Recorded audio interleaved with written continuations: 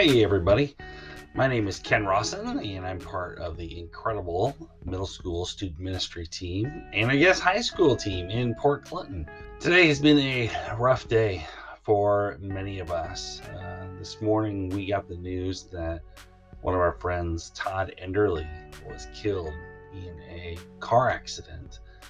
And it's been very, very sad and very, very hard for a lot of us. Todd was amazing. I mean, he came with us to Mix every summer. Mix is a summer event that we do at camp that we take our middle schoolers to, and he comes with us every year, and he is incredible. I remember when we tried to decide here at the church who would be like volunteer of the year. And he was hands down, it was Todd and Lori Enderle because they give so much, so often. Todd was amazing, and he's going to be dearly, dearly missed. And it's times like this that I wonder, why does God allow bad things to happen? Why does God allow things like this to take place? Maybe you've also wondered that. Like maybe you've lost someone that you love and care for. My friend Jaden lost a father figure in her life last week, and today was his funeral. Maybe you've been there too, where you have lost someone. Or maybe you're like my friend Abby. You haven't necessarily lost someone, but you have experienced a lot of pain and hard stuff. You've been hurt by people. My friend Abby was a really popular girl in my middle school, and one day her friends decided that they didn't want to be friends with her, and she never understood what happened and why they all turned their backs on her. Maybe you've been hurt by someone that was supposed to care for you or love you. You're wondering why would God allow that? Why would God let bad things happen to you? And how can you trust a God that doesn't do what you want God to do, what you think God should do? How can you trust God that lets bad things happen to you? Those are big questions. There's an interesting story about a guy named Joseph in the Old Testament. Joseph was one of the youngest. He had one younger brother, but he had 10 older brothers. And his brothers did not like him. Like, I'm sure maybe you have older siblings and you don't think they like you, but like Joseph's brothers hated him, literally hated him. Like one day Joseph went to go visit them out where they were working, and they saw him from a far way off, and they're like, hey guys, Joseph is here, let's kill him. And they're like, yes, that sounds good to me, right? What the heck?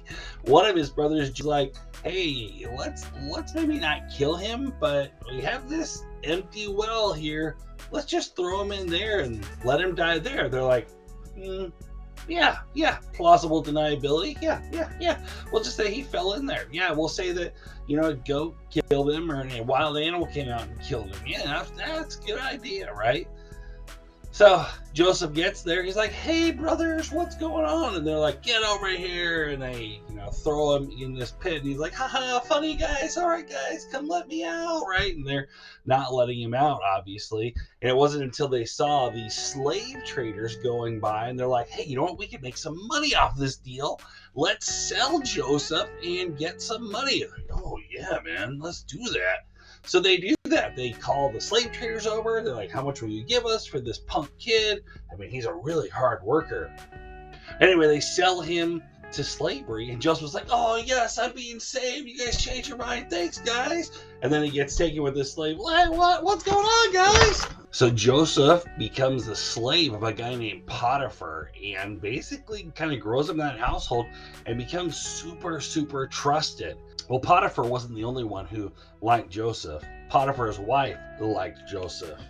Like, she really liked him, if you know what I mean. So one day while Potiphar's gone, his wife comes over to Joseph and she's like, hey, how about you and I sleeping together? Joseph is like, no way. Your husband trusts me with everything around here. How could I do such a horrible thing? No, there's no way. I'm sorry, but no, I can't do that. I'm so sorry. Well, she can't take no for an answer. So this next day, she comes up to him and she says, let's go to my room. And Joseph's like, get off of me, right? And he runs, he leaves her. He leaves so fast, she's still holding on to his robe when he runs out the door. Well, what is she going to do now that she has his robe, right? Well, she makes up a lie. She starts screaming, somebody help me! Joseph tried to have his way with me! So they chase after Joseph and arrest him, and now he's sitting in prison going, I don't understand, God. Like, I did everything you wanted me to do. Like, I didn't do the bad thing. Why does all this keep happening to me? This makes no sense. What are you doing, God? You know, sometimes we never find out why God allows bad things to happen. And to let you in on a little secret, none of us actually know why God allows bad things to happen. Why would God allow my friend Todd to be killed this morning? Why would God allow my friend Jaden to lose her father figure? Why did God allow my friend Abby to be hurt so badly? We don't know. So that's not the end of Joseph's story. So quickly, to make this long story short, Joseph ends up getting out of prison and becomes Pharaoh's right-hand man, second in charge. And there is this huge famine in the land, and Joseph is the guy in charge of handing out food to everyone. Well, guess who comes to Joseph to get food because their family is starving?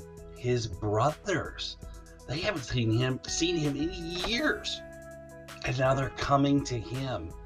And Joseph tells them who he is. And they're thinking what you're thinking, right? That's Joseph. He's going to kill us.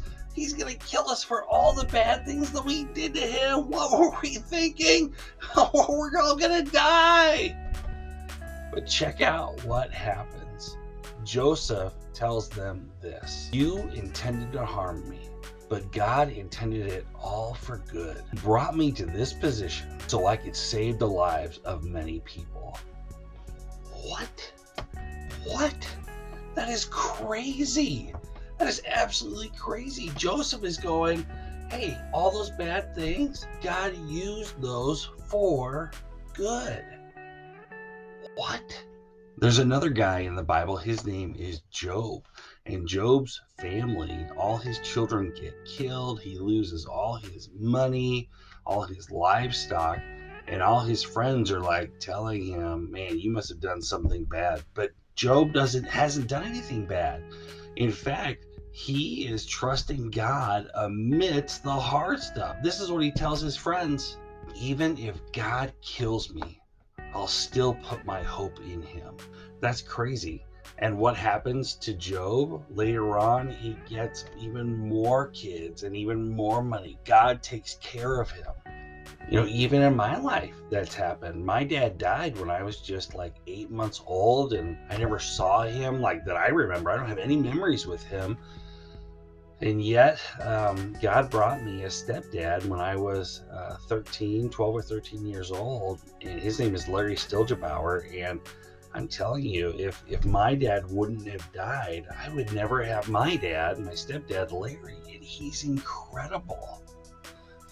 Sometimes we don't know why these things happen and why these bad things happen, but because of stories like Joseph and Job and stories in my own life where I've seen it, I'm able to trust God even when it doesn't make sense, even when I'm in the midst of hard times, because I know that God has been faithful to others and he's been faithful to me. But maybe you don't have my story, right? Maybe your dad passed away and you don't have a new dad. Or maybe you're like Joseph, you're in prison and you're like, what is up, God? What the heck? This isn't the life I thought you were going to give me. What's going on? And so what do you do in those times? What do you do in those times when it doesn't seem like anything good is happening? Let me just share 3 really quick things with you. The first thing I want you to know is that God understands. He understands the pain you are going through. He understands the sadness that you feel. And I know that because when God was here on earth through the man named Jesus, Jesus lost one of his friends named Lazarus. And when Jesus was visiting Lazarus, John 11:35 says Jesus wept. I mean, he wept, right? He was so sad he was crying. I mean, he knows what it's like to deal with loss. You know, that the God of the universe, the God that created us, he knows what it's like to feel sad, so sad that you're weeping. The other thing I want you to know is this, that God cares.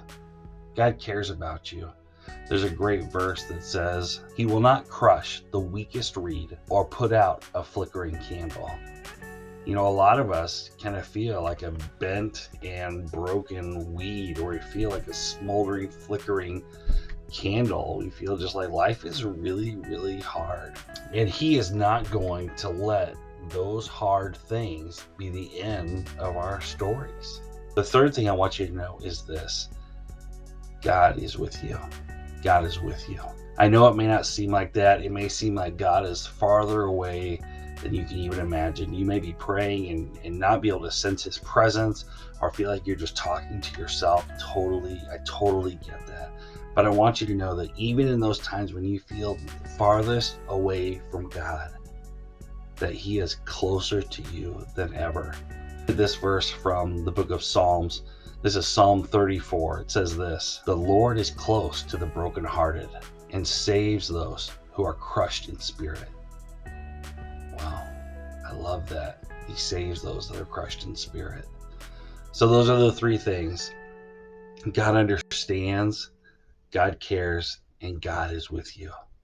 We're going to move into a time of small groups where we want to just encourage you to share, to be able to talk about these hard things, because it really is hard to trust God when bad things happen. So how do you do that? And maybe you need to talk about some bad things that you experienced, or some hard things that you've gone through.